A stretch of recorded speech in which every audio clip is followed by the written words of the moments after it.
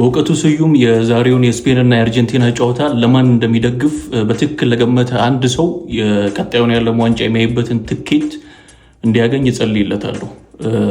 ወዳልገደለው ስገባ ዛሬ ልደቱ ነው። በውቄ እንኳን ተወለድክልን፣ እናመሰግናለን እስከዛሬ ለሰጠን ማለት እፈልጋለሁ።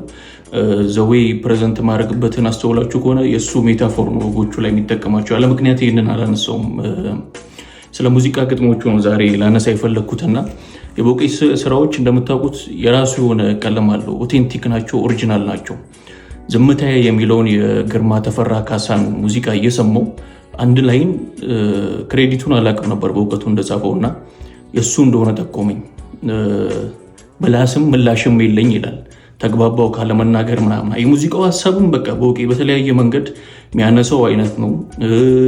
እቺ ደግሞ ስፔሲፊክ ምላስም ምላሽም የለኝ የምትለው ላይም በቃ ብዙ ጊዜ እሱ ግጥሞቹ ላይ ወጎቹ ላይም ይጠቀማታል። እና ምን ማለት ፈለግኩኝ በመጨረሻ ድሮ ሙዚቃ ሲወጣ በሲዲ በካሴት ምናምን ነው። ያው ሲዲው ላይ ምናምን ፖስተሩ ላይ ክሬዲቶች ምናምን ይኖራሉ። በእርግጠኝነት እኔ ይህንን ያወቅኩት ከሰው ጠይቄ ነው። በእውቀቱ ነው የጻፈው ይህን ነገር ምናምን ብዬ አነፍንፌ አፈላልጌ እንጂ ዩቲዩብ ላይም ሌላ ቦታ ላይ ማግኘት አልቻልኩም። የአንድ ትራክን የሆነ ጉግልም ሰርች ብታደርጉ ምናምን ኤአይ ጄሚኒ ማንም አይነግራችሁም።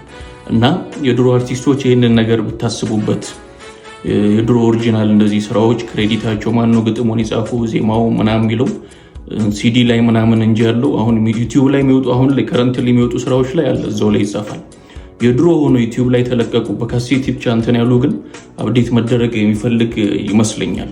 ከዛ ውጭ በእውቀቱ ብዙ የሙዚቃ ግጥሞች እንደሰጠ የሚታወቅ ነው። የብስራት እና የሚለው እሱን እኔ በግሌ ሌላ ቪዲዮ ሰራላችኋለሁ። ክሊፑን ልሰራው የምፈልገው ሙዚቃ ነው። በጣም ጉደኛ ግጥም ለአንዲት ሴት የሰጠውን አስታውሳለሁ። ለይሁኔም እንደዚሁ በጣም አሪፍ ስራዎች በግጥም መልኩም ለሙዚቃ ሰጥቷል።